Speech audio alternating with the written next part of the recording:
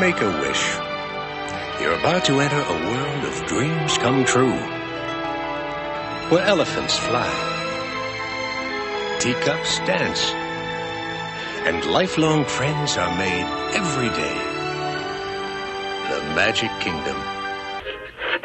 I felt that there should be something built, some kind of an amusement enterprise built where the parents and the children could have fun together.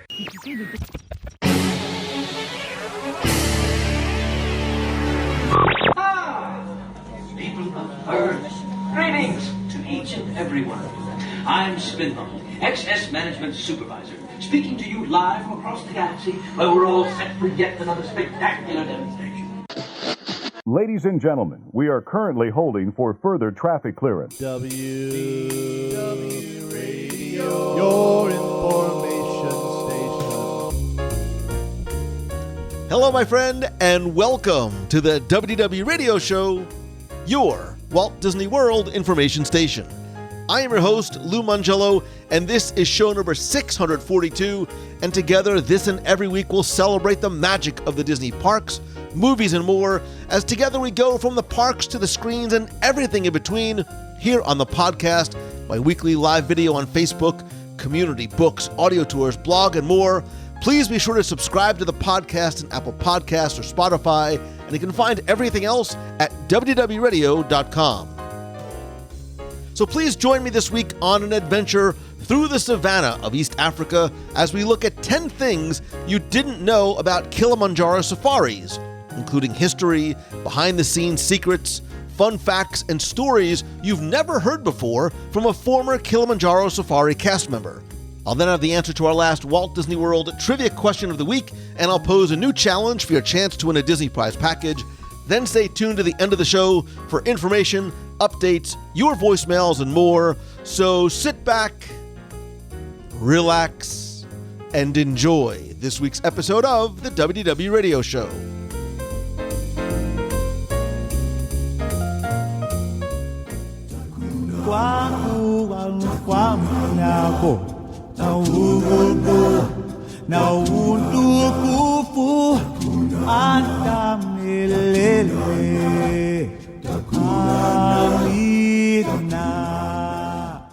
Sometimes the most enjoyable, iconic, and even important attractions in the Disney parks aren't necessarily ones that utilize the latest technology or rely on recognizable, funny, furry, fluffy, and oh so very marketable characters from the latest Disney film, and sometimes, as in this case, may have even taken decades to properly develop. And one such attraction that is really paradigmatic of this is one that I believe serves as the foundation for the entire park in which it is located, and I am talking, of course, about the Kilimanjaro Safaris in Disney's Animal Kingdom. And whether you have written 2 times or 200, you've literally never had the same experience twice. And whether you think that you may have seen or know it all, this week, in an effort to help enhance your enjoyment and, more importantly, your appreciation of this attraction, we're going to share 10 things you didn't know about Kilimanjaro Safaris. And joining me this week is someone who has not only ridden probably way more than 200 times, but has driven way more than that. He is Matthew Kroll from the Imagineering podcast, former Walt Disney World cast member, and Kilimanjaro Safari. I want to welcome you back. Welcome you back, Mac. Good to see you. You too, Lou. Thanks so much for having me on the show. This is a topic that I am so excited to chat about because it is strolling down memory lane. And you're right in the beginning when you said no 2 safaris are the same, because I have, to your point, driven the attraction way more than 200 times. It's probably 4 digits that I've, over 1,000 times that I've been on that attraction, driving or as a guest, and no 2 experiences have ever been the same. It's one of the most dynamic attractions at Disney. And you may remember, Matt, from such shows as from the Secrets and Illusions of Magic Kingdom and Walt Disney World back on show 621. It was so good, we stretched it out to 2, 621 and 622. And really before, Matt, we get into some of the secrets and stories. I want to learn a little bit more. I want to know some of the secrets and stories behind Matthew Krull and your time as a Kilimanjaro Safari guide. Tell me how you got the role. Was it something that you wanted and auditioned for? Because you started off at Disney Store, then Disney College program, right? Yeah, you have a good memory. I did start at the Disney Store back when it was technically owned by the Children's Place, but still the Disney brand in one way or another, we were representing Disney. And then when I entered into college, I applied for my freshman year of the Disney College program. And at the time, you really, and it still is similar, you apply to a discipline, not a specific role. And I applied to attractions, which is really what I was hoping to get. I mean, that is what has always been the core of my Disney fandom, is the attractions in the parks. And I wanted to work at an e-ticket attraction. Little did I know that when I got down to Orlando and I received my assignment, when I checked in, that it was going to be Kilimanjaro Safaris, an attraction at that time I had only done maybe 2 or 3 times, despite having been around for quite a while. I think my family tried to more often go to Magic Kingdom or Epcot, maybe did Animal Kingdom once or twice on our trips in that span of time.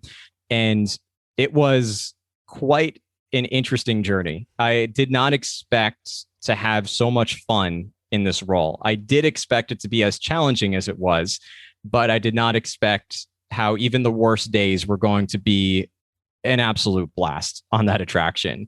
And you do literally have to. I mean, one of the things I'm sure we're gonna talk about is those amazing trucks on the attraction, those amazing safari vehicles. And a lot of times people would ask me, even as a cast member, do you drive those, or is it more like an attraction where you're on a track somehow, an automated system, and you're just making it look like you're driving? And no, we are actually driving those trucks. So I had to spend, first of all, I needed to present the fact that I had a valid driver's license, which is of course very important. But then I had to learn driver's ed style backstage in a parking lot, driving around with the truck, and then on backstage roads, and then onto the attraction, and a few times without guests, just to make sure I knew what I was doing. And then practicing with guests, and then starting to introduce the script and the animal facts we had to learn. I did not go to school for zoology, so I knew almost nothing about these animals. So it was a huge learning curve, but it ended up being what I think was the most fun job I've ever had. So it was a great experience. Because I've always been fascinated as a guest, not about all cast members, not just going through traditions, but the training for a variety of different reasons and on a number of different levels. But I think Kilimanjaro Safaris is unique because I have to imagine that not only is your training different, because you talk not just about the driving of the physical vehicle, which doesn't really happen almost anywhere else. I mean, maybe when they used to have to drive the backstage trams at the backlot tour, but I want you to touch on this a little bit, because you need to be taught how to drive this massive vehicle, be responsible for a large number of guests, but you also have to, I have to imagine you're not just driving from point A to point B. There's a nuance to it because of the way the roads are not paved, the way some of the gates in between some of the different areas and such. But you also now have to learn about the nearly 40 or so different species on there.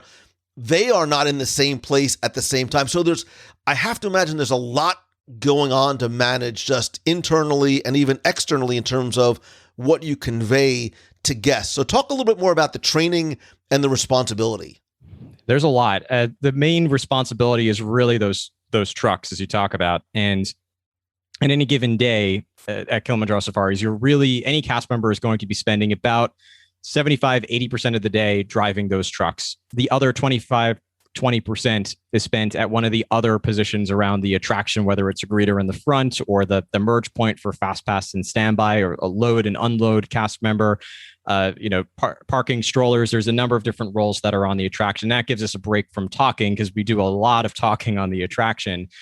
But you're right, there's a lot that we had to learn that week when it came to how the track is structured and some of the difficult points of maneuvering around the path, which there were a couple, and there still are a couple of tricky spots that if you don't angle it just right, you can, pop a tire, or you can go up on a curb. Or up on some rocks, I should say. There's a few places that it can get a little tricky. And all the time we are still making sure to watch all the guests in the back in our rearview mirror because there are no seatbelts at this point, at least on Kilimanjaro Safari. So guests are technically able to stand up, although they're not allowed to really stand up. So we had to make sure from a safety perspective that all guests are remaining seated. They're not holding their children off the side of the safari truck or doing anything that might be risky on an attraction like that. And we also have to spot the animals and know how to spot them, what they look like, what they're called. And there are some small animals on the attraction that honestly could even, cross the path, or there's a couple of small birds that could stop in the path at times. And we need to know how to adapt to those situations and what the protocol is for when an animal does get into the road, and who we call, what we do in a case like that. So the whole week, we only had, at least, this was back in 2007 when I was training there, we only had a standard 40-hour work week to learn everything. And that included how to drive the trucks, what the scripted parts were for safety spiels, for conservation messages. Back at that time, there was the poacher scene, so the timing for all the interactions with Warden Wilson Matua, and then all the animal facts. And we literally got a booklet on our first day, and they said, "Hey, here are all the animals. Know 2 or 3 of them by the time you're assessed. Know 2 or 3 facts per animal by the time that you're assessed." And then on the last day, we literally, that entire week, we're learning every position. We're put with a trainer. It's usually, in my case, it was 2 cast members training with 1 trainer and taking turns doing all different parts of the attraction.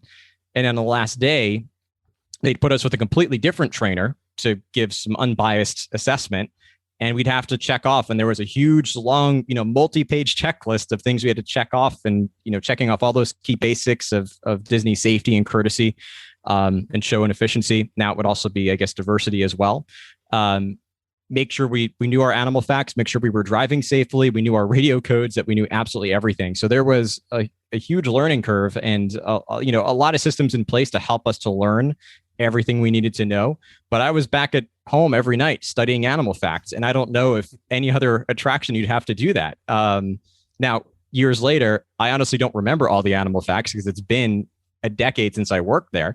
But it was, for a long time, I actually retained a lot of the knowledge of those animals, having, talked about them every day for months and then years on the attraction. So it's quite, like, definitely when you go to the attraction, anyone who's listening and you experience those cast members, you have to give them a little bit of credit for the amount of effort and the amount of learning that has to go into that attraction, because it is massive.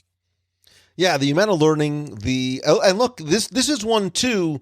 A lot of times you ask people what they would like to do, what role they would like. So many people say things like Jungle Cruise, which to a certain degree you do have a set-ish script to follow, but this really is on you because, one, the animals change locations and visibility from hour to hour, minute to minute. What as a cast member in terms of your knowledge of that comes out. And I think personality too. And that's why, we all appreciate all cast members, but there are some, and I have to imagine, I didn't get to ever ride with you, but I have to imagine you were probably those ones that you would walk off. And I tell you, man, I've done this more times than I can count. I walk off an attraction, I thank that cast member, and then I go find a lead and say, so-and-so was exceptional. I've been on this attraction 100 times. And this just happened to me a few weeks ago on the safari, of all things. It was like a brand new experience because I had never heard any of these facts before. And my family and I got off. I found a lead. We thanked the driver, and we wanted to make sure that got passed up the chain, because as guests, as repeat visitors, when you think that you've seen and done all, this is one of those great ones where it's not just about the animals, but about your driver as well. Yeah, I'd like to think that I did my part in conveying information in an entertaining way. And I was one of those cast members who did not like a lot of dead space, whether it was time between seeing animals, or there were times where I would be quiet to allow people to enjoy the animals. If they were taking pictures or videos, I didn't want my voice always there in the background. But it became challenging with certain safaris where I think the animal care team in particular has done a great job of, in the last few years, I've noticed a lot more of the animals are present. But in the beginning, I have to say 10, 15 years ago, there were times, especially in the middle of the summer, on a really hot day in the middle of the afternoon, where all of us are sweating on that truck, and the animals, because they're hot too, are in the brush, in the shade, and we'd drive through the savannah and there would be no animals. And how do you, then it became challenging of how do you, as a cast member, still present a great experience despite not seeing all the animals, or like, hey, there's that giraffe about 50 feet off to your right, Look, ostrich eggs. There's the ostrich eggs still sitting there. Yeah, I mean, exactly. Look, that's the thing too. Like, you have to be able to deliver that. I can't call it a spiel or a narration. You have to deliver that experience like it is your first time and that guest's first time, which is sometimes hard because for you it is your 500th, trip in 900-degree weather outside. And the ability to do that and convey that enthusiasm and excitement, that's what makes or breaks an exceptional safari experience. Making the tilting bridge is no longer a part of the experience, but making that sound surprising, like even I wasn't expecting it every single time, even though I knew the exact second that was going to happen. It took, I have no background in acting or theater, and you should not put me on camera for acting in any way, but I really had to pretend that I was fearing for my life at that point, or at least completely shocked that this bridge seems to be collapsing around us. But it was, it can be challenging, but it was always a lot of fun. Yeah, look, I mean, it could be very simple, I'm sure, when it's 4:00 in the afternoon, you've been driving all day and it's crazy hot outside, to just sort of phone it in, look, there's my favorite plant. There's my favorite plant. But, 99% of the time that doesn't happen. And I give a lot of credit to cast members for that. But let's get into some of the things that we were talking about. Let's get into some of these secrets and stories about Kilimanjaro Safaris that maybe every guest does not know. And I am so curious. I have a list of some of my own, but I am so curious as a guest, as a fan, to hear some of the things that you're going to bring. So please go first. Well, I'm going to start with one that I think a lot of people do know. I'll throw in some of the ones maybe people don't know a little later on, but I want to start with I think literally the biggest fact about Kilimanjaro Safaris, which is its size. It's hard to imagine how big Kilimanjaro Safaris is as a guest, as you're walking into the queue experience. You get a sense of maybe how long the queue might be or your relative space.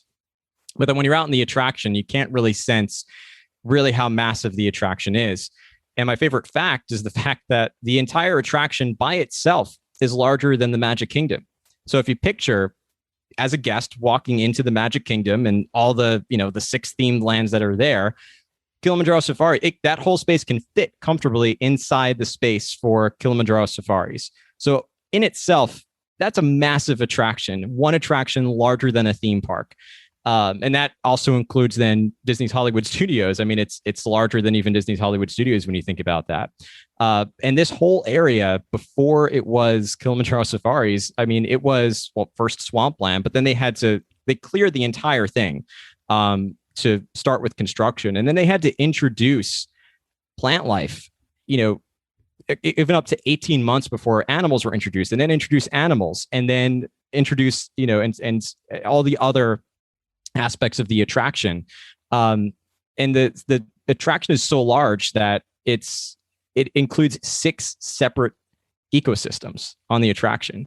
And I'm giving like a couple of spin-offs here, but there are 6 ecosystems within the attraction, and they are meant to mimic different parts of Africa, which I will get to. One of us, I'm sure, will get to in a little bit. But the 6 ecosystems, which people might not know, are the Ituri Forest, which you enter into first, the Safi River, which is what you enter into second. That's where you find the hippos and the crocodiles.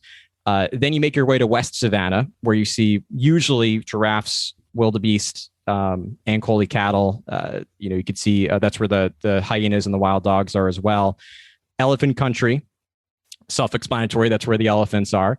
East Savannah, which is where you have white rhinos, cheetahs, lions, hyenas, and not hyenas, warthogs and ostrich, or a few of the examples there.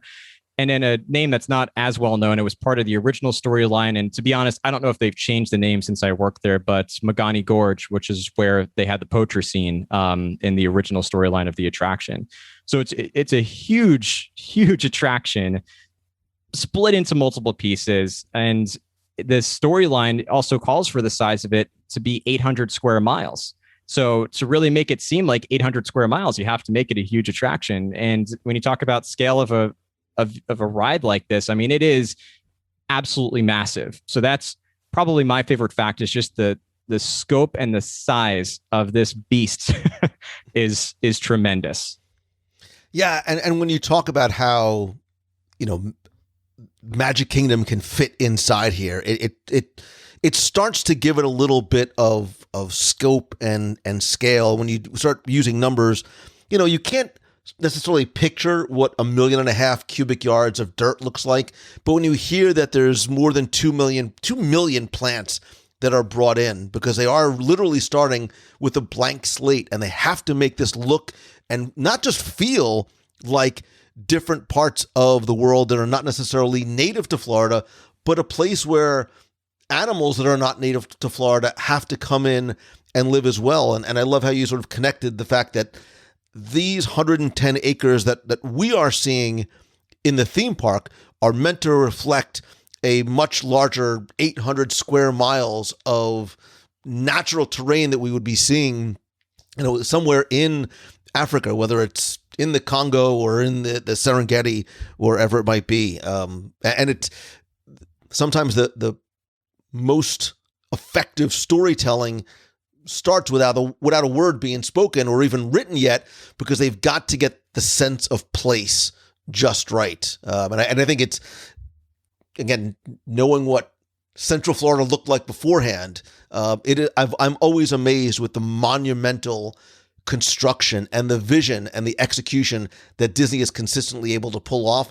And you think that an attraction like this, which is relatively low tech, there's sensors, and we'll talk about some of the feeding and things like that, but relatively low tech, the visionaries and the vision that had to be brought in order to execute it this way.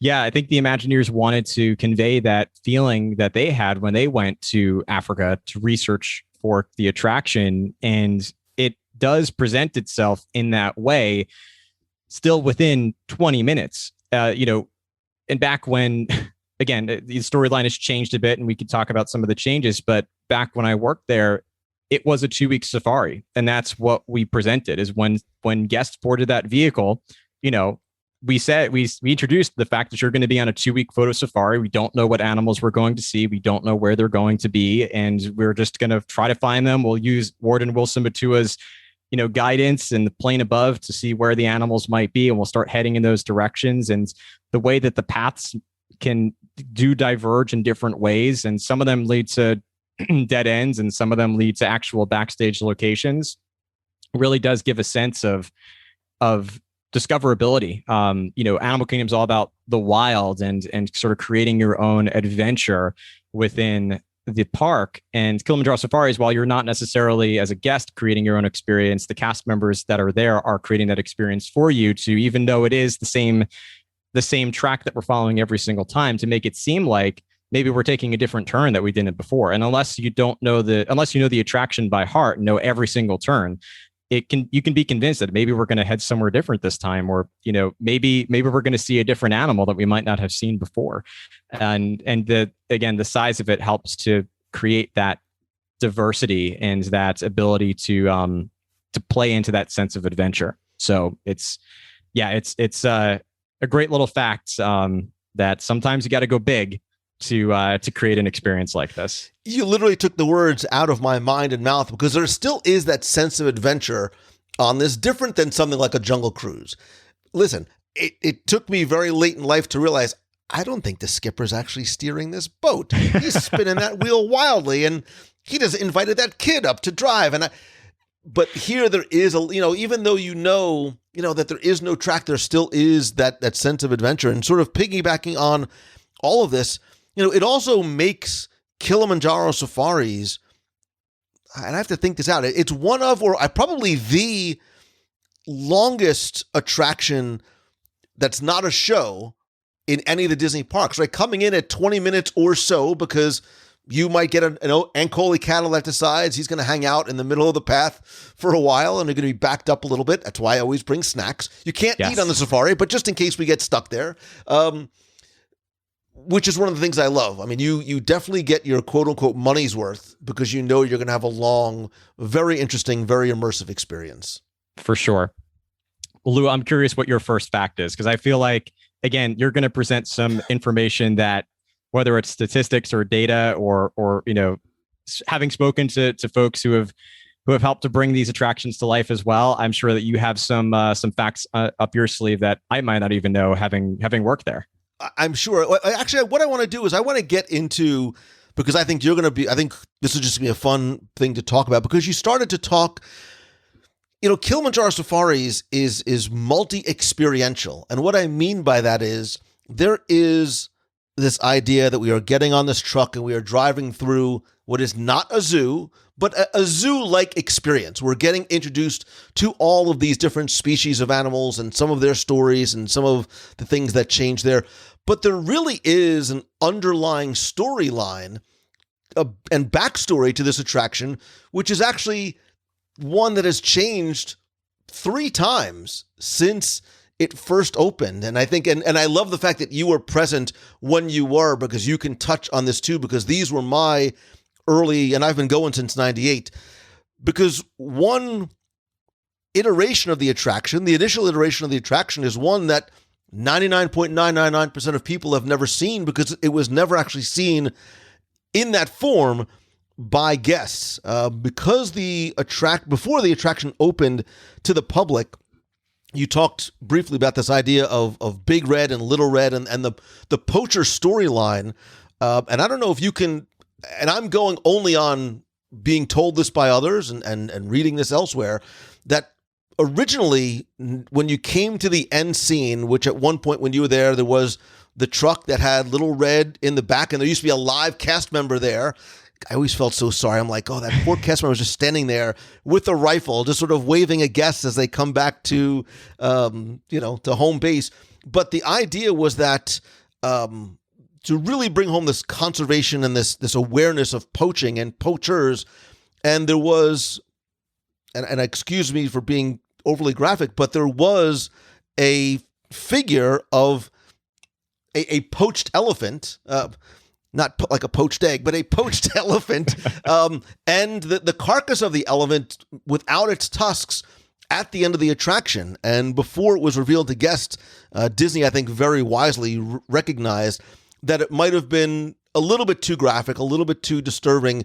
They pulled the deceased elephant off the scene. They left Little Red there, who, was fortunately being able to be reunited. But talk a little bit about, and then we'll talk about how it's changed. But you were there during the storyline that included Big Red disappearing. They didn't talk about the elephant being killed one way or the other, and this Little Red that we as participants in the safari helped to rescue.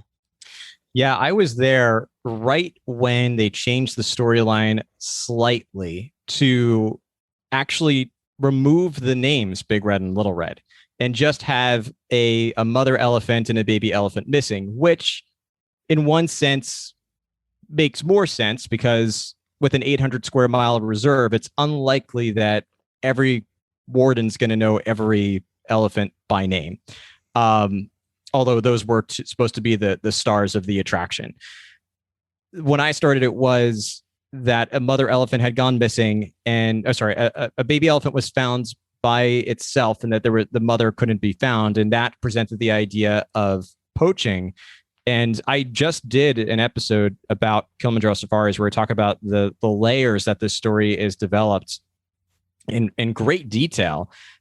Even going back to the queue, you're introduced to the idea of poachers, and it's done in such a way that by the time, as a cast member, we would hear, guests and cast members, we would hear in the attraction the fact that there were poachers in the reserve, that there's a collective buy-in to want to help.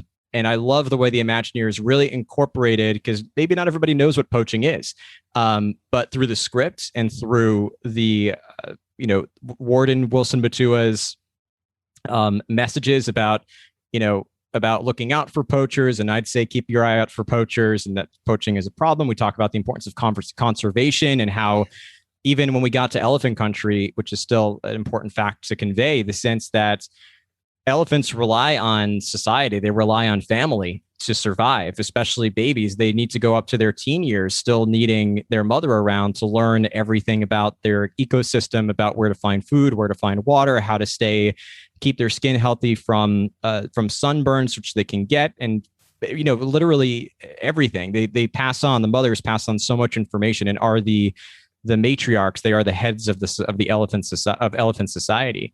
The patriarchs, the males, tend to live a bachelor life as adults when they get older. So conveying all this information about the animals and talking about poaching, and then, now finding that there's a baby elephant by itself, and then getting to the point where we see smashed gates, and now we know that the mother's life is in danger. That right there is your buy-in, and you take that home with you. You all of a sudden, Animal Kingdom is one of those parks that can change you, and you go home with that actual buy-in. You didn't just watch a story, but you, in a way, participated in a story of saving elephants. And that, when even hearing Joe Rohde talk about it, you really take away this message of conservation and take it to heart when you walk off that attraction. But yeah, the poacher scene was interesting. I think you also helped sell it even more too, because it wasn't just the gates, it wasn't just the narration and the story. We'll get back to my old friend Warden Wilson Matua, who I loved, by the way.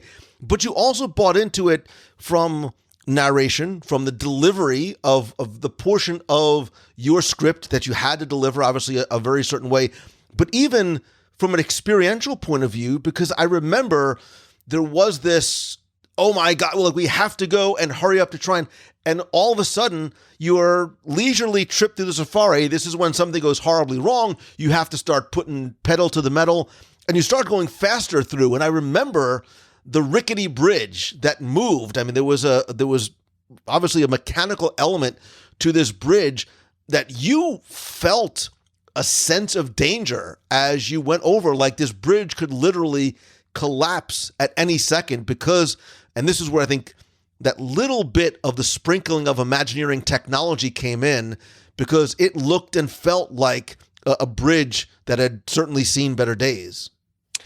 Yes, that scene in particular was a lot of fun. As a cast member in the front, I have to say it actually appears very safe when you know how it works and you're able to see it moving from the actual perspective of seeing the bridge itself. Because that, as a guest, you're really just looking off to the side. You can't really see the bridge at that point. But as a cast member in the front of the vehicle, you can see the bridge moving. And I can tell you that I always felt 100% safe going over that thing. Plus, they have, which people might not know, that particular part of the experience they have, and again, it's not part of the experience anymore. You just go over the bridge without anything happening. But they had all these safety mechanisms in place that we had to drive at a very particular speed. And if we were too fast, we could go too slow. But if we were too fast, there were warning signals in place that we would know that we were going too fast. And it's not just like, the bridge would do it anyway. If those warning signals were on and we got to a certain point on the bridge and the sensors sensed that, it wouldn't work. It would just stay completely in place. And there were also ways that we, again, using certain signals that I won't give away, we're able to know it's the area right before the bridge is surrounded by brush. So we can't see the bridge, which is very intentional. But there are signals in place that tell us if there's a truck ahead or not, because the last thing we want to happen is to round that corner and see the bridge collapsing with a truck on it. First of all, guests would not want me to go over that bridge. And second of all, it would, of course, to destroy the surprise and the illusion of that moment. But that part, you really do get a sense of danger. And in going through the poacher scene, I mean, we did really literally put the pedal to the metal. And I'll share some fun facts about the trucks, but we literally did put the pedal to the metal. And there's one of our favorite or collective favorite as cast members working there, and one of my favorite stickers that's on the front of the cab says, "I love potholes." And we truly do know all those potholes. So if we have, and we can always tell if we have those thrill-seeking guests in the back, we will find those potholes when that scene existed, when we were really putting the pedal to the metal. And we can create like a dinosaur-like experience going through that part of the attraction. Otherwise, if we had guests who were maybe a little bit more sensitive, and we can tell that we shouldn't really, it's like a lot of young kids or something, we take it a little bit easier, maybe not push it quite as fast as we normally would. So it was, that alone is a dynamic experience. We could control how thrilling the poacher scene was going to be. That's cool. That's great to know, especially that you're able to kind of read the room that way. Not that some dad's coming in, slipping you a $10 bill going, make this one special. A little fast for the kids, would you? That never happened to me, but that would have been great. But yeah, like you said, in 2007, they sort of scaled that the story, not the storytelling, but that part of the story back. There was this baby elephant that's going to be in the park somewhere. Keep your eyes out for it. I remember even in the queue in the warden's office, there was a sign that I think might have still I think it's still there. Mentioned Big and Little Red by name. But then in 2012 or so, they really sort of got rid of the whole poaching Baby Red storyline, which is fine. I understand there were elements of that I miss, and I'll eventually get to one of those little things about Kilimanjaro Safari that I missed and I love so very much. But that speedy part of the chase, that bumpy, rickety bridge is now incredibly secure. It's been fixed over the years. So that's where the storyline currently sits today. But one of the things I always dug too, Matt, was that, like so many other things, if you know where and how to look, there are many times that the storyline will bleed beyond the confines and the four corners of the attraction. So I loved Warden Wilson Matua and Katherine Jobson, wherever you are. I think she's still in the queue video. Yeah, she is. Warden Wilson Matua has totally been erased from the attraction. He's moved on. But this is where we get to have a little bit of fun. Warden Wilson Matua, you are gone but not forgotten, because not only are you remembered in Disney's Animal Kingdom, but your family namesake is remembered in the Skipper Canteen. Because there's actually a book in the Jungle Navigation Company Skipper Canteen known as the Harambe Chronicles by Wilson. So it's probably not by Matua himself, just because of timing and setting, but you have to then imagine that the Matua family has probably been involved in the safaris and conservation and animals for a long, long time. I believe his name is also still in the Wilderness Explorer's Handbook as the warden. There's talking about getting your African cultural badge. There's a reference to Matua as the warden, and even too, if you look throughout Disney's Animal Kingdom, there's a number of signs that still talk about poaching. There's some not so subtle references to one Joe Rohde throughout some of those as well. So I love the fact that those deeper, uber nerdy layers are there for fans of the attraction and the stories. Yeah, there's a really deep layer to the story that even ties into Harambe and into the poaching storyline in particular, that the fort of Harambe was established, I believe it was in 1420, if I have my dates correct. And there's a sign that you can find that was when Harambe was established. And back in that era, up until what would have been now 40, 50 years ago, or 50, 60 years ago, I should say, that Harambe was under, sort of similar to Adventureland style. It was a colonized city or colonized town in Africa. And the way that they relied on their economy, or the way that they supported their economy, was through trade. So back then it was actually, and they traded gold, spices, ivory, and unfortunately ivory was a part of it. and the fort was built in order to sort of protect those goods from being stolen or pirated. And the idea that ivory was part of their trade meant that the animals on the attraction were in danger, especially the elephants and rhinos, who, that's where you get ivory from. And so the idea that their backstory was one that honestly didn't support conservation. And then when Harambe gained its independence, which was in 1961, and there's another tribute to that somewhere else, the locals shifted the economy. They no longer were going to be trading these goods. So instead, in order to support their economy, they shifted to ecotourism and established the reserve to protect the animals. And in order to keep their economy going, started Kilimanjaro Safaris and that was back in 1971, which is a nod to Walt Disney World's opening. And that was now how they supported their economy, was by doing these 2-week tours of the savannah and of all these ecosystems in the 800 square miles of the reserve. And knowing that Warden Wilson Matua, for instance, would have been around back before the Harambe gained its independence and had seen and grown up in that world of, now we need to protect this wildlife and these ecosystems, and we need to teach about conservation.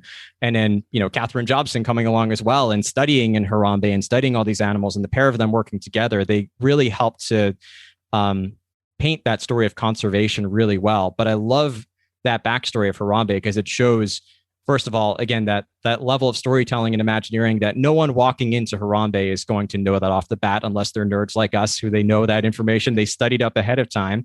But even if you don't know those specific dates or that specific history, there are parts of Harambe that give that away. And then there's also the messaging of Wilson Matua and Katherine Jobson that really helped to convey some of that history, or at least the effects of now shifting to a society that is supporting conservation and doing so in a way that still supports their economy. So I love that sort of almost real world, nod to conservation, and how these towns and civilizations have had to, in many cases, shift to a more sustainable form of their economy.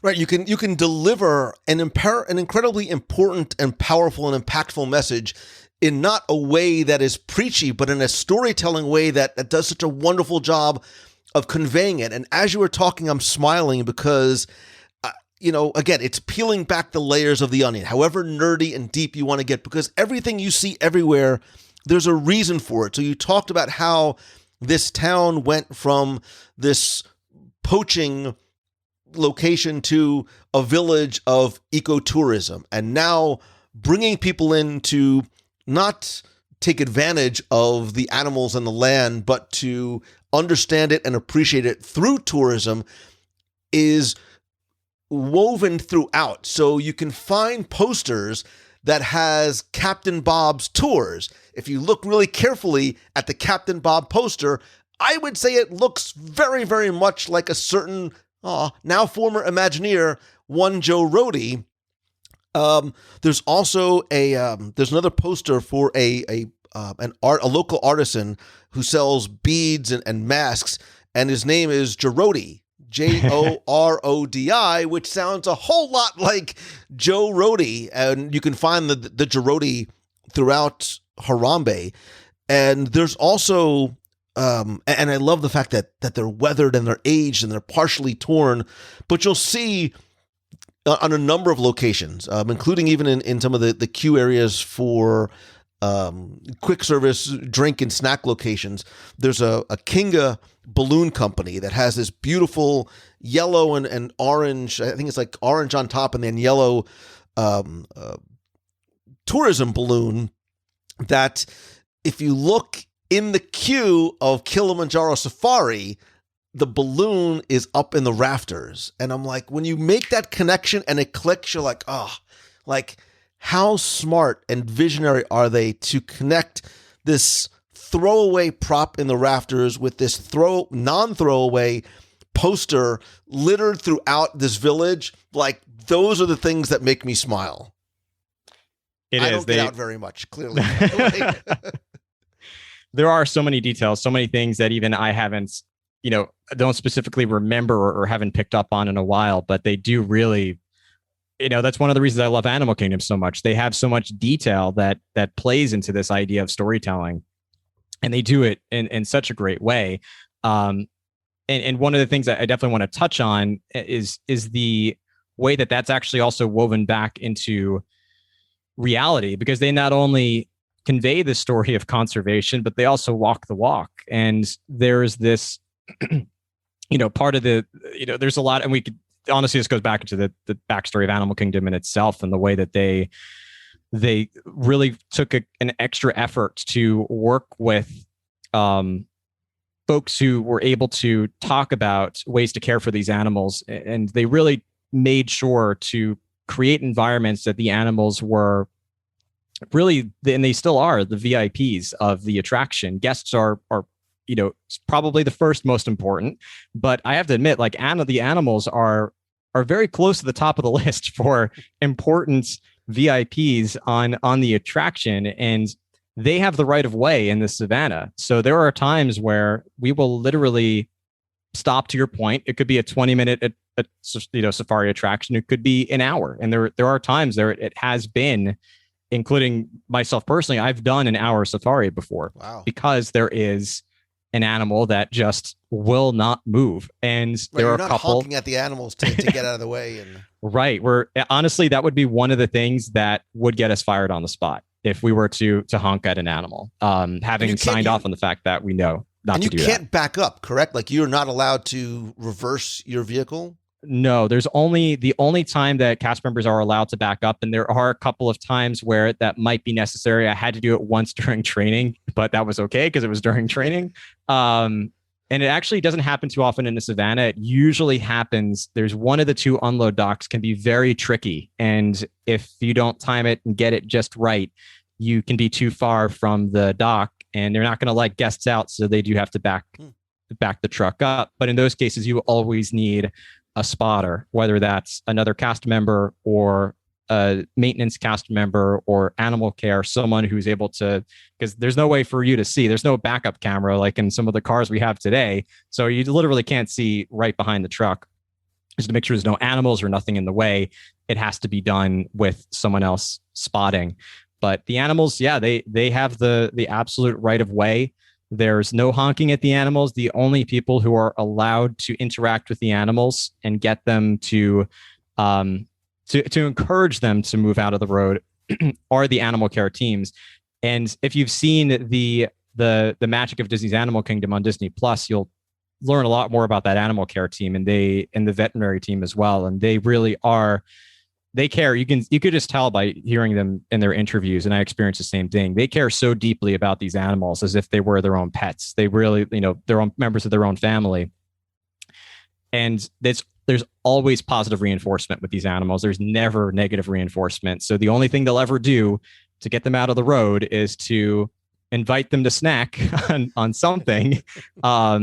That's sort of positive reinforcement to get out of the way. There's a couple of very stubborn animals that sometimes won't even move for that, but they're usually going to, usually they're just passing by anyway, or they're walking in the road for a set amount of time. But those animals, they really can cause a delay on the attraction, and there's nothing we can do until they decide on their own, even with positive reinforcements, to get out of the way. Cool. All right. What else do you have? What other secret and story do you have to share? I definitely want to talk about the trucks. There's a lot that goes into the trucks themselves. First of all, the trucks are called Tembo trucks, and Tembo is Swahili for elephant. And that's because partially their size, and also the theme of elephants ties really well into the storyline of the attraction. These were custom built. I believe they were primarily GMC top kicks, although I've heard that there were also some other, there was perhaps some other vehicles that were purchased and converted, but the GMC top kicks are the ones that at least I remember seeing that were created into or turned into these safari vehicles. We already talked about the fact that they're free roaming. And a couple of things that people might not know are, one, these are not diesel or gas trucks. They actually run on propane. And the reason for that is or at least was back in 1998, it was one of the more sustainable, or at least the cleanest, I should say, the safest type of fuel to use for a vehicle that size that would not pose a hazard to the animals in the savannah. So that is a pretty fun fact that I don't know a lot of people know. And that's why it also has a very distinct smell. It doesn't have a diesel or a gas smell. It's a propane smell. If you ever, are behind the or at the dock and you smell the propane from the exhaust, that's what they run on. And, you talked a little bit about sort of, you led into the idea of tracking the vehicles throughout the attraction. There are RFID pucks that are embedded throughout the attraction so that coordinators and managers can track to see where the vehicles are. They can also see where there might be perhaps an obstacle in the way, or get a sense of how to coordinate every cast member on the attraction, which is another coordinators on this attraction have a very difficult role in coordinating all the vehicles and all the cast members that are working there. But going back to the size of the attraction, one of my favorite things is that on peak days, there can be 40 trucks out on the attraction. Whoa. And that means, if you do the math, there are easily on peak days over 1,000 guests on the attraction at a time.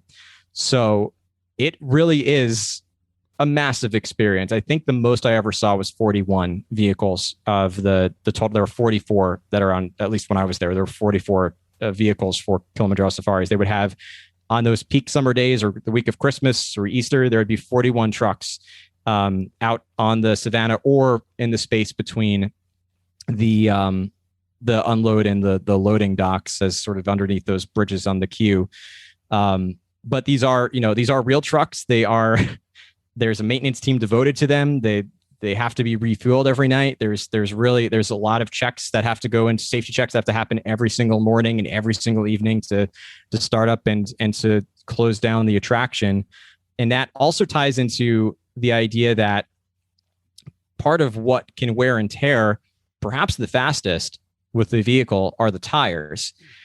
And so in order to ensure that, one, they don't pop, and I've never seen a flat tire on Kilimanjaro Safaris because the maintenance team does a great job of making sure the tires are in great shape, but ensuring that the tires remain in a really a state that's able to make its way through such a rugged terrain is, you'll notice as you go through the attraction, the vehicle goes through puddles. And a lot of people assume that's just for storytelling. And it is a great part of storytelling, is the idea that it's the wild and you're going through these puddles, that perhaps there is a huge rainstorm, or you're going through mud or, all these different wet parts of the road.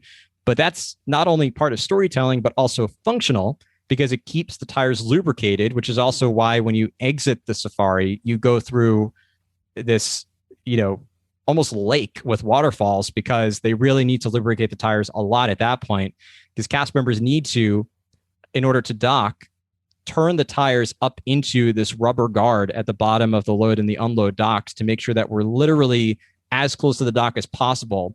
And so and that's what you hear when you hear the trucks docking, you hear this squeaky rubbery noise. It's wet rubber from the tires up against the rubber guards at the base of the loading and unloading docks. So these are, very complex vehicles, but they are actual vehicles, as if you were driving them on the road. And they require a lot of maintenance. And I love the fact that they built in they thought ahead and they knew we need to keep these tires wet. And the best way to do that is building in puddles into the savannah to keep with the story of a wild adventure.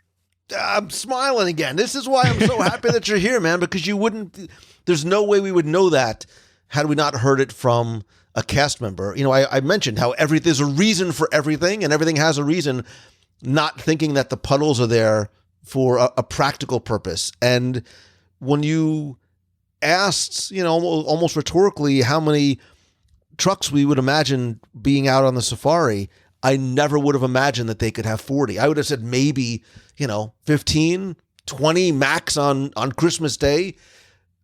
Again, going to the numbers, really driving home the point of just how big it is, because even with that many vehicles on the attraction, because of the way it's designed, 9 times out of 10, you don't even notice that there's another vehicle there. It feels like a very isolated, individualized attraction, and you're not distracted by any of the other vehicles on the safari. So I think that that alone is, good night, everybody. That's my take home fact, which, like everything we're talking about, man, I want people to pay forward. I want people, when they're on this attraction again with their family or their friends, this is the kind of stuff that they can pay forward and share with other people too.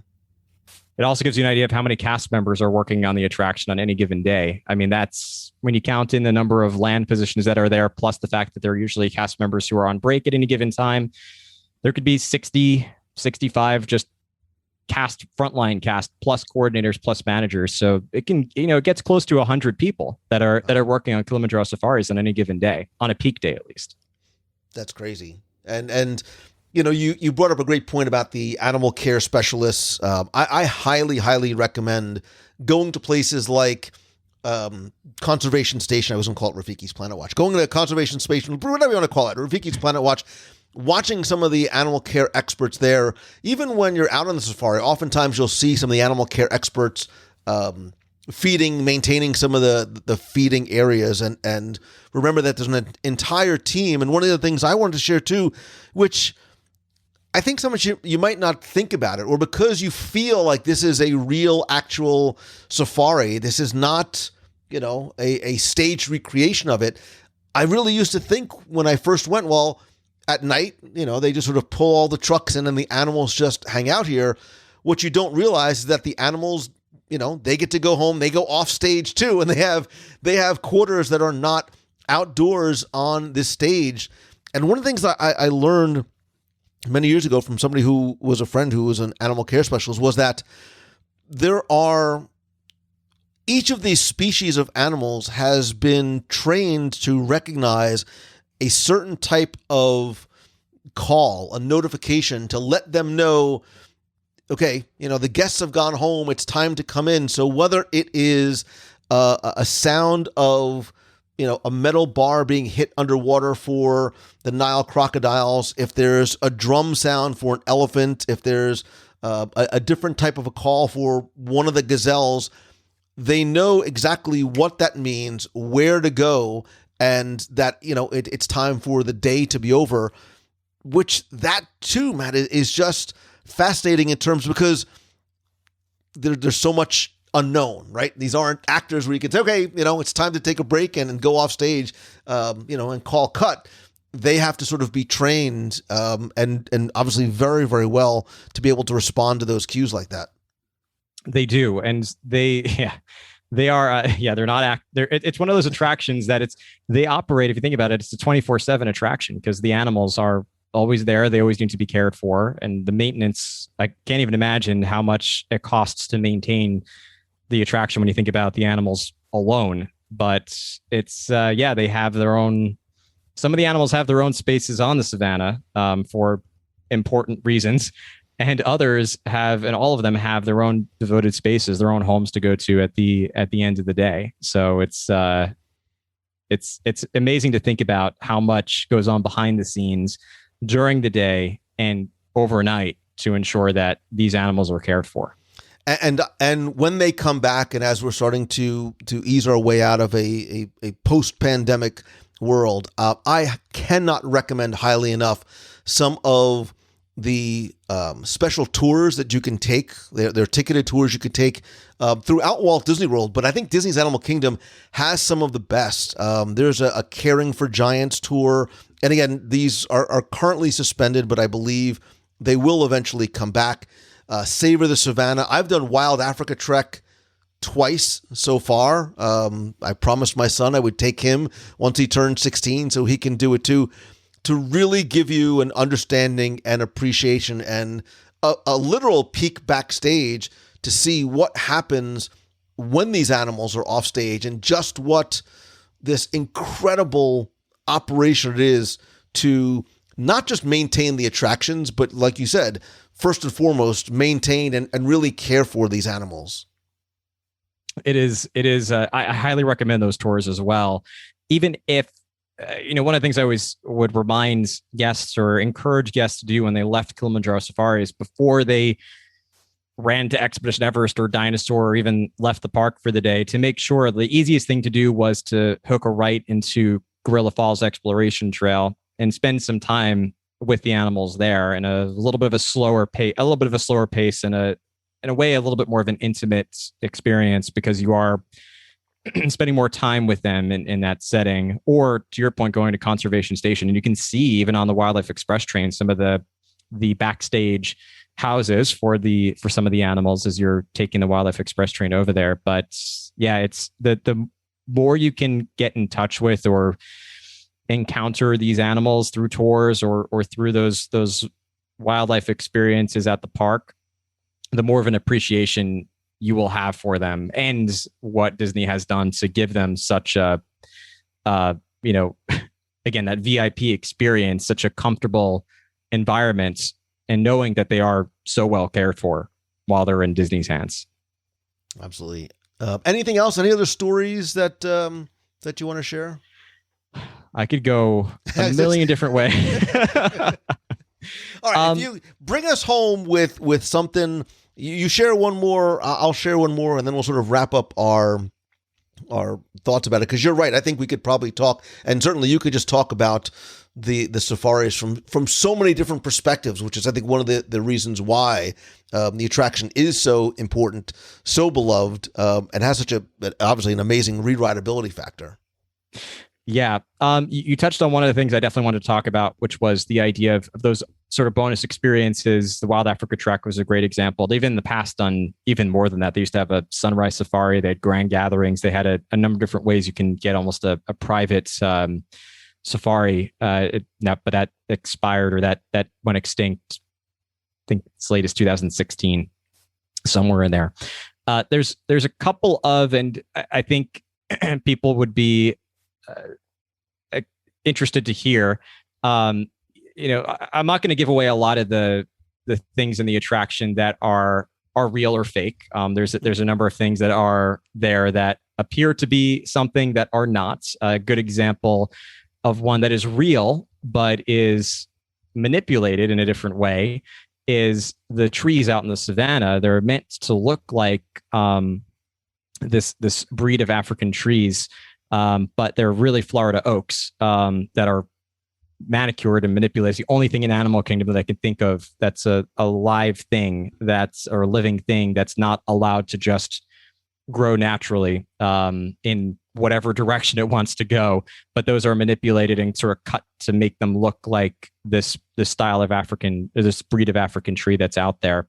A couple of things that are fabricated that are more Easter eggs, I'll say, because I'm not going to give away everything. Oh, by the way, the ostrich eggs are real.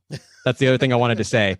The ostrich eggs, a lot of people think it's the one thing that they see and they say fake because they don't see ostriches with them.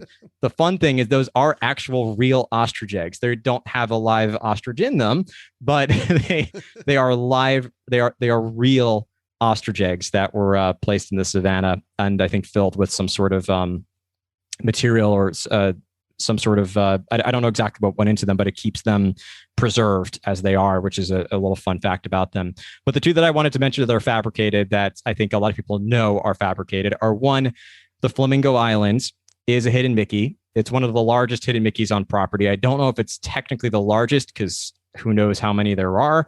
I think it was not as large as the Disney MGM Studios hidden Mickey at one time, but it is one of the largest at the park, if not at Walt Disney World.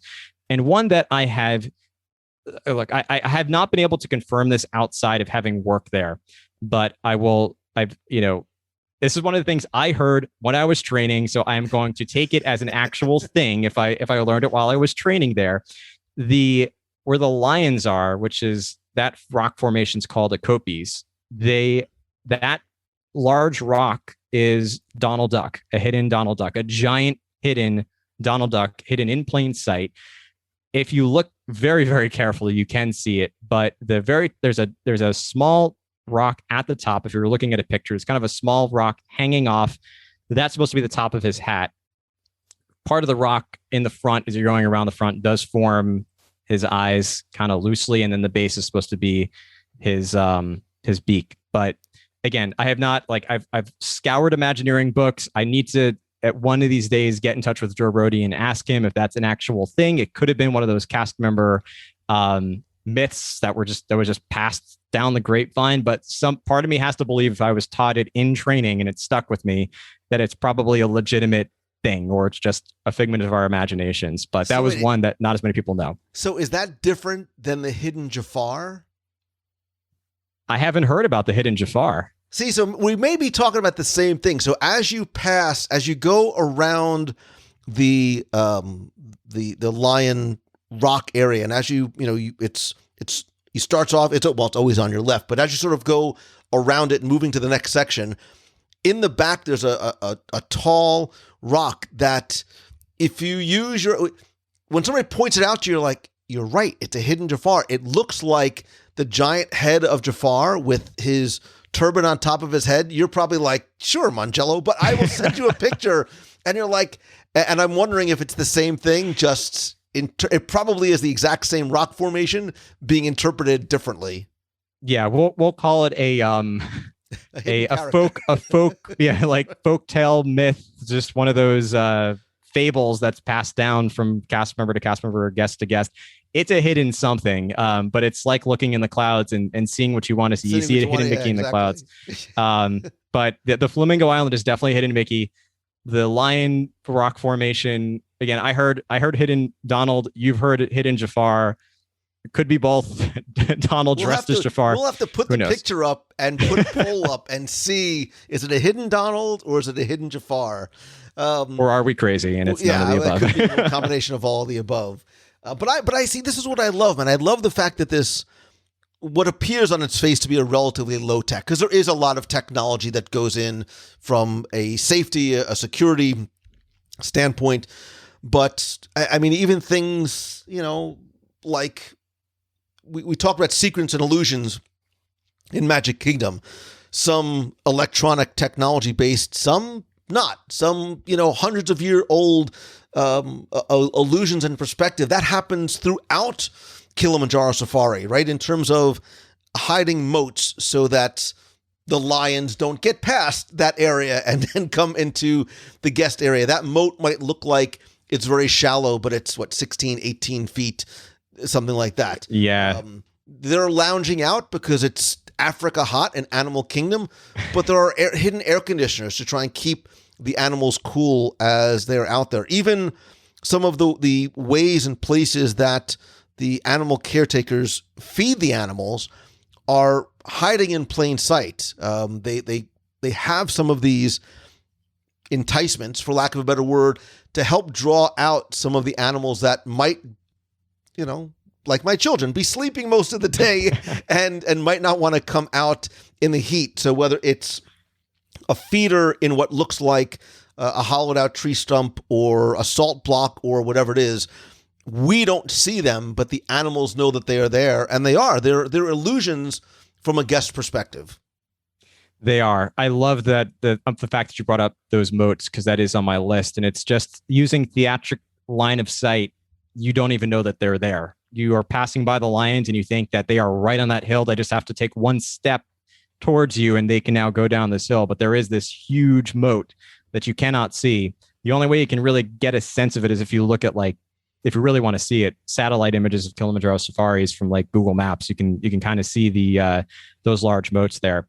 But because safety is so important, if for some reason, which the likelihood of this happening is beyond rare, if for some reason an animal like a lion was able to muster up, Spider-Man strength to jump over and get out, there are emergency exits built into Kilimanjaro Safaris. There's at least 6 that I know of. Wow. That the vehicles, they don't have to go now past the lions to make it to the exit. There are places that, and you can kind of see them, they make this, it's always a left turn because you're mostly going right out of around Kilimanjaro Safaris, into this unknown area, which goes to a backstage gate.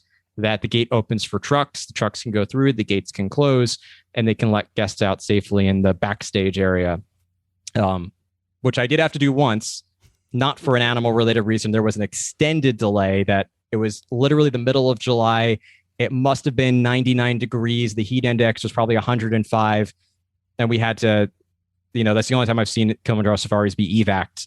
But all the guests were taken backstage because they knew the hold up, there was something in the way, was not going to be cleared out in a reasonable amount of time to keep guests from overheating. So there's a lot of safety in place that you might not even know and will probably never be used, or very, very, very, very rarely be used on Kilimanjaro safaris. I love that, and I love that it comes back to the core importances, right? You talk about the safety, courtesy, show efficiency. Safety is always first. Guest safety takes precedence over anything else, including the show elements. And I love the fact that sort of we've come full circle, and that's actually how. And I'm really happy it sort of is going to play here the way I wanted it to in my mind when I thought about this, because I do want this all to come, full circle, because I do believe that's what Kilimanjaro Safari does in terms of its connection to Walt Disney. And whether you may or may not have known this, I think Kilimanjaro Safari is, not that I think, it is the ultimate realization of what Walt wanted for his original concepts for Jungle Cruise. He wanted a guest experience where they would be able to go through, there it was water, here it's a savannah, but have an experience that involved live animals. We know of Walt's love and appreciations for animals and nature and wildlife. Realizing at the time in the early 50s, because of the unpredictable nature of animals and not being able to conceptualize what he wanted, they decided to use these, they're not technically audio animatronic, but these fake animals using pneumatics and hydraulics. But I love the fact, Matt, that Disney never lost sight of Walt's original vision for having something where guests could come in and not only, it goes back to this idea of edutainment, not only enjoy something, but learn something along the way, and even probably more impactful than he ever imagined it. You talked about, you walk away oftentimes from Animal Kingdom impacted and inspired and motivated and curious, which are all the things that I think Walt wanted us to feel about some of these other attractions. And I think probably in the most important and impactful way here, but not at all in a way that detracts from the fun that Kilimanjaro Safari affords.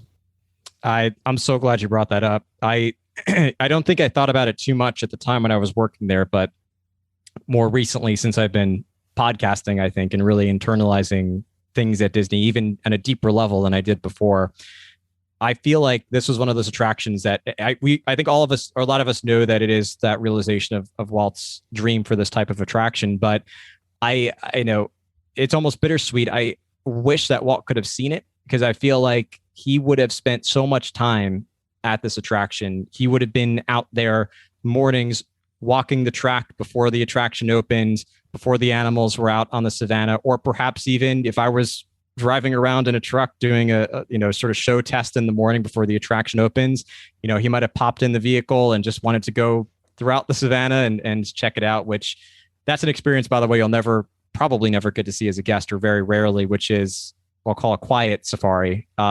Whereas a cast member, if I was driving without guests, you can really admire this attraction, the animals, of course, the narration and the facts are what bring that attraction to life. But without that, if you ride Splash Mountain without any of the music or any of the sounds, it's not going to be the same as going through. Now this still is almost an experience without the script, just because of those animals and the environments that were created. But I think Walt would have adored this attraction and spent a lot of time experiencing it incognito or before or after the park hours. I think he would have not only enjoyed it, I think he would be proud of it. Same way I think Walt would be proud of you. And I'm not just saying that as a throwaway. I mean it, because I think your passion as not just a Disney enthusiast, but as a cast member came through. And I'm sorry that I never got to experience you as our guide for our 3-week safari on Kilimanjaro Safaris. I will say the one thing that I love and I miss oh so very much. I mentioned you earlier, Warden Wilson Matua. May you rest in peace wherever you are. But man, one thing that I miss, and I still love this song, and I have no idea what they're saying. I just make up my own lyrics when I sing it in the car. You talk about the cues and the tuning of the radio station. When you turned on that radio, and it took me years to find out that it was called Hapa Duniani by African Dawn. I love that song, and there's something that is wonderful and comforting, and I still have it on my playlist. We'll have to you'll have to play it in the in the episode. It is a great song. Honestly, that never got old. Every time I went around, it never got old. It's a beautiful song. Puts a smile on my face, just as our conversation do, Matt. We have to certainly do this again. Yes. I appreciate you being here. Please do me a favor. Tell people where they can find you, your podcast, and all on the social. I'd love to. Imagineer Podcast is very easy to find. You could probably just go to imagineerpodcast.com. That leads you to all the social places. But if you type in Imagineer Podcast on just about any social media channel or podcast app, I'm probably there. So I'm big on Instagram. That's where you can find me the most active, but just about any social platform. But again, imagineerpodcast.com, the easiest way to find all the places that you can follow along and engage. I will certainly link to that in the show notes. And as the song says, when can we do this again? We'll have to get together and chat about some good stuff. So thank you so much, brother. Always a pleasure. I loved you. Thanks so much for having me on the show, Lou. All right, man. Very quick. What was your favorite animal or your favorite animal area? I knew you were going to ask me this question, and I was thinking about it today. And I could. It's like picking, if you had like 5 pets, what would your favorite pet be? And they're all different types of animals. I really have to say it was probably the elephants, just because they were the cornerstone of the attraction. And part of the original storyline was really focused on them, and they are just such amazing creatures. So it never got old seeing them playing in the water. It was so much fun. Yeah, what about you? They're beautiful. They're beautiful, and you don't realize just how big they are. My answer is surprising to me, but fine. You know what? We're all friends here. I will admit it. There have been times, including very, very, very, very recently, that we just caught a lucky day, man, and there was a ton of giraffe outside, and there was this little baby giraffe, and then when you see them start to run, and you get close and you can see the personality, I was choked up. Like, I was literally choked up just at the joy that I felt watching these beautiful creatures and having that gift of being able to see it in that way. So, yeah, I don't know. I must be going through some sort of weird emotional thing, but I did. I think they're beautiful and they're graceful. They are. And fun fact, they eat 20 hours a day. And that's why the giraffes and I bond. You set me up for that one, man. You know. I didn't know you were going to say giraffes, but that was... By the way, Hapa Duniani, I've heard and I've read, but I haven't done the actual translation. It's supposed to be the Lord's Prayer. I saw that too, and I until I can actually speak to African Dawn and confirm that. I'm not saying don't believe the internet, but don't always believe the internet, because I have no idea, and I didn't want to put that out there too. Yeah, that's why I did not include it as a fact. It's one of those things I didn't. I have no idea. It's a beautiful, whatever they're saying. It's a beautiful song. So it really is awesome. Thanks again, brother.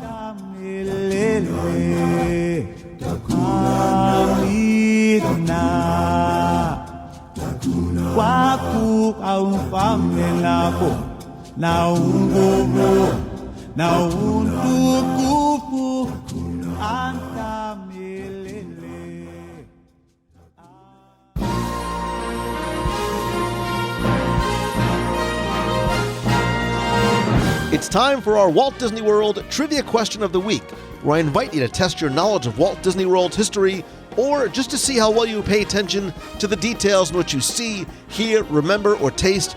If you think you know the answer, you can enter for a chance to win a Disney Prize package.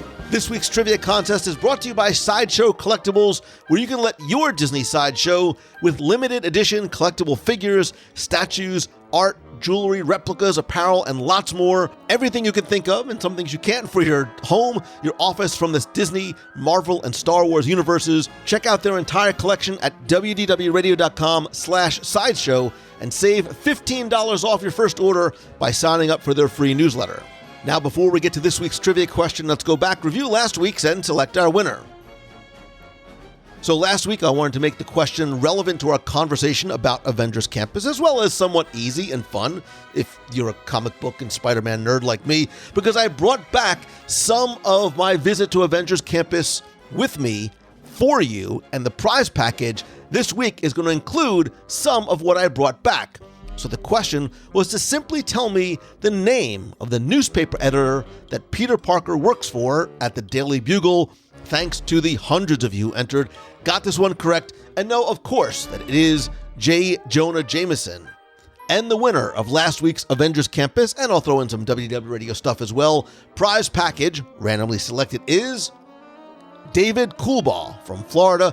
David, I have your address. I will get your prize package out to you right away. If you played last week and didn't win, that's okay, because here's your next chance to enter in this week's Walt Disney World Trivia Challenge. We're going to keep the contests timely and relevant because the Jungle Cruise has not just been updated in both Disneyland as well as Walt Disney World, but the Jungle Cruise movie starring The Rock and Emily Blunt is coming out very, very soon. And so tell me this week, what 4 rivers in the Jungle Cruise do you go and visit along with your skipper?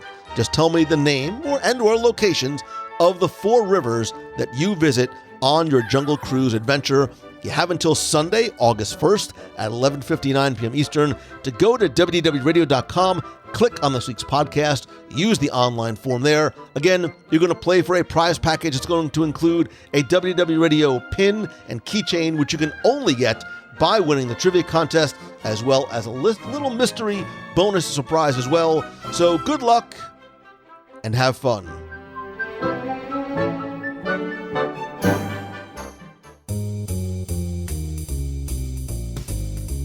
That's going to do it for this week's show. Thank you so much for taking the time to tune in this and every week. Please come be part of the community and conversation over in the WDW Radio Clubhouse on Facebook. That is our fun, friendly, family-friendly, and very welcoming community. You can talk about the Kilimanjaro Safari. Is it a must-do? Is it a never-do? Share a story of a great driver, or talk about anything that you want in the Disney, Marvel, or Star Wars universe. You can also connect with me on social. I am at Lou Mangello on Twitter, Instagram, Facebook, LinkedIn, and Pinterest. If you have a question you'd like me to answer on an upcoming show, you can email me, lou@wdwradio.com, or call the voicemail at 407-900-9391. That's 407-900-WDW1 with a question, a comment, or just a hello from the parks. Also, please be sure and join me this and every Wednesday night for WDW Radio Live, where we talk not just about this week's show, but what's new and what's news in Disney, Marvel, and Star Wars, my Disney Plus pick of the week, my top 5 live, your questions, comments, and more. Also, don't forget about my 2 new unscheduled live shows and segments, Let's Talk and Let's Walk. Let's Talk is individual topic-based discussions about everything in Disney, Marvel, and Star Wars. We could review and talk about the latest Disney movie released, or for example, this week, we're going to talk about behind the attractions on Disney+. We might talk about some new or breaking news or whatever single topic we're going to discuss, again, completely unscheduled. And then Let's Walk, where I'll go live from the Disney parks, the resorts, maybe a restaurant, cruise line, Disneyland, or even someplace not Disney, where we just do some walk and talk tours and conversation throughout the Disney parks. It's super important that you turn on notifications both on the WDW Radio page on Facebook as well as the WDW Clubhouse group on Facebook. If you go to the top of the WDW Radio page, there's a short video there on exactly how to turn on notifications on your mobile as well as desktop devices. Speaking of groups, be sure and join our spoiler support group at wdwradio.com/support to talk about all spoilers in the Disney, Marvel, and Star Wars cinematic and TV worlds. Speaking of Marvel, I would love for you to join us on our Marvel Day at Sea cruise on the Disney Magic, February 5th through the 10th, 2022, out of Miami. Go to www.radio.com/Marvel Cruise for a free, no obligation quote. If you can't make that, we're going to cruise not once, but twice on the Disney Wish in 2022. June 20th is going to be a 4-night inaugural, and December 5th is going to be a very merry time cruise on the Disney Wish. If you go to www.radio.com/Disney Wish 2022, you can find out more and get a free no obligation quote. Speaking of getting together, I cannot express my incredible, humble gratitude to you and everyone who came back to our WDW Radio Meet of the Month this past weekend in Disney Springs. This is the first meet that we've been able to do together since the pandemic hit a year and a half ago. I cannot tell you what it meant to me to see you, to shake your hand, to give you a hug, and more importantly, watch you get together with new and longtime friends out in Springs. Thank you, thank you, thank you. If you couldn't make this month's Meet of the Month, we will be back again in August. Stay tuned for the August date. If you go to wdwradio.com/events, that will take you to the WDW Radio Facebook page with a list of all upcoming events. I'll be releasing more information about what's coming up for the rest of the year, in addition to some of the Meets of the Month that we are planning, especially and including for Walt Disney World's 50th on October 1st. Also, save the date, November 13th and 14th, 2021, for my Momentum Weekend Workshop in Walt Disney World. 2 days, 50 entrepreneurs, a weekend of inspiration, education, and collaboration to help you turn what you love into what you do. I'll have more information, including ticket release, later on this week. So if you go to LouMangello.com, you can find out more. Speaking of LouMangello.com, if I can come to speak to your event, your conference, or to your school, you can find about some of the different topics that I can craft specifically for you and your attendees. Also, huge thanks to all of the new and longtime members of the WDW Radio Nation family, including Kerry Bruni, Dan Taylor, Craig Hargrove, Gretchen Zavarella, Melanie Jones, Father Christopher, and Angelo and Lori Oliveri. I sincerely appreciate you, and I love being able to give back to you each and every month with monthly scavenger hunts and trivia quests, our live video group calls, early access to special events, monthly care packages from Walt Disney World, and this month will be from Disneyland, hint, hint. To find out more how you can help the show and get exclusive rewards, you can visit wdwradio.com/support. Again, it's completely optional, very much appreciated, and starts at as little as $1 a month.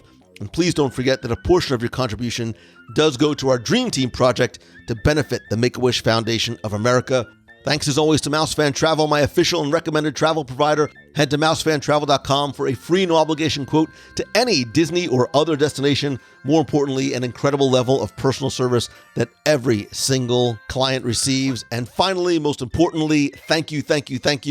If you like the show, and I hope that you do, all I ask that you please help spread the word. Invite a friend to listen, share a link to this or your favorite episode on social, and if you can, take just a few seconds to rate and review the show over an Apple Podcast. It is incredibly helpful, does not take very long. I want to thank some recent reviewers like Dolphasil, who says, it's like a warm hug. He's from the United Kingdom, so he's saying it with a British accent. And to say that I adore this podcast is an understatement. I've been listening for about 4 years and love searching through the earlier podcasts to find absolute gems, especially all the top 10s. Living in the UK, I sometimes feel so very far away from Disney World, but Lou and the podcast make me feel like I am home. I don't have a fellow Disney fan in my family or friends group. Yes, you do. It's us, who is as obsessed as I am. So the WDW Radio podcast and the Clubhouse are where I go to feed. Yes, let's talk about food. He says, my love for everything Disney. They are Ohana. Thank you so much, Dolphasil. And Tiana Donnelly from Canada says, WDW Radio is the absolute best. My partner turned me on to the podcast last year in the midst of the pandemic. It was the best thing for me and my mental health. I've always been a Disney nerd, and living in Canada, this is the only way I get to enjoy Disney over and over each week. Thank you to Lou for being the beacon of hope and love during such difficult times. Tiana and Dolphasil, thank you so very much. I would not be able to do what I do without you, and I am incredibly grateful to you and for you. Again, just please search for WDW Radio and Apple Podcasts, or if you go to wdwradio.com/iTunes, it'll give you a link and instructions right there. Finally, most importantly, again, my incredible, heartfelt, and sincerest gratitude to you. You don't know how much you being here and listening this far into the show means to me. I hope that the show is a light for you and an escape for you, especially if it's at a time that you need it most. Know that I am your friend, whether we have met yet or not, and that you do have friends in the WDW Radio Clubhouse group over on Facebook.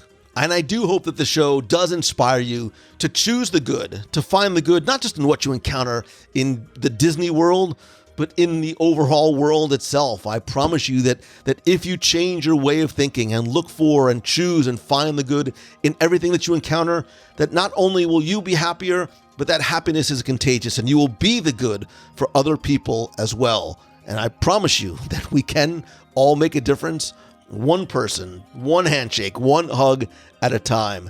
I love and appreciate you more than you may ever know.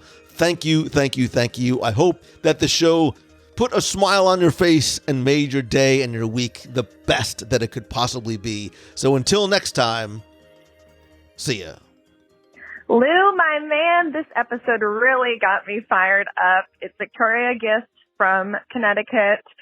I'm so excited for the Jungle Cruise movie, and with this topic of the top 10 rides that should be made into movies, my imagination just went wild. All I can say about everything suggested is I dig it all. I've been itching for a Walt Disney biopic since seeing some fan art of a poster showing former Musketeer Ryan Gosling as a young Walt. I would love if in the upcoming Lightyear meta movie we maybe find ourselves at a cantina or bar where the featured entertainment is, drumroll please, Sunny Eclipse. And honestly, I don't care how Figment makes it onto our screens. I'm seeing that movie, series, whatever. But as inspired as I was by all of the offerings, I'll just flesh out a couple of my favorites to keep it short. First, I'd love to see an Expedition Everest story. Or should I say, Expedition Everest, a 7 Summits adventure. Gotta leave it open for the inevitable sequels, or perhaps the inevitable Disney Plus series. In addition to fleshing out the backstory of the expedition for Animal Kingdom purposes, it'd be a really nice homage to Frank Wells' window on Main Street USA. Maybe this is the company helming this group that is trying to hit all 7 summits. But second, and the one that I feel most passionate about, I gotta agree, Haunted Mansion, a revamp is a must. But I see it as a sort of dark comedy with jump scares followed by giggles as we follow a group of ghost hunters or debunkers, sort of a la Scooby-Doo, traveling the world to debunk hauntings, only to get more than they might have bargained for with these 999 happy haunts. I'd love to see like a strong all-star cast that not only are good actors, but just such strong comedic timing so it doesn't feel like a goofy movie. Like maybe Andre Braugher from Brooklyn Nine-Nine, Jamila Jamil from The Good Place. Obviously Bill Hader would be great, Maya Rudolph, Kate McKinnon, maybe Kevin Hart, and my personal favorite idea, maybe Ted Danson as your host, your ghost host. In the sequels, of course, the gang can continue on to like Phantom Manor and Mystic Manor, maybe even Hotel Hightower. I could totally see this as a Disney Plus series as well, because there's just so much material. You might not do it justice with just a film per place. And it could exist totally within the same world as the SCA, of course, with the Hotel Hightower and the Mystic Manor. But perhaps these rogue ghost hunters are a bit looked down on by such prestigious explorers. Gosh, my brain is just whirring with all the possibilities. So thank you, Lou, for another killer episode. I'm going to be thinking about this one for a good while. Thanks, and take care. Hi, Lou and WDW Radio family. It's Elizabeth from Massachusetts. I cannot believe how long it is since I've called. What has happened? But yeah, oh my gosh, I was in Walt Disney World just thoroughly enjoying every moment with my family. We had a little over a week-long stay at the Polynesian, and despite all the construction, it was absolutely fabulous. So in my personal opinion, if you're headed there anytime soon, don't worry about the construction. It is still great, and the cast members are still some of my absolute favorite on all of property. After that, I went away for another week, kind of took a tour around North Carolina, an absolutely beautiful state, and now I'm finally back home, here to get back to work after what was needed after a crazy school year. So I hope everyone's doing well, and I hope everyone that wanted to sign up for the Wine and Dine race got in today. Today was the sign-up date for it. It's so exciting that the races are going to be back in person. And yeah, just wishing everybody super well wishes. Hope everyone is enjoying their summer in one shape, way, or form. And I look forward to the next episode. I will see you all, or talk to you all really soon.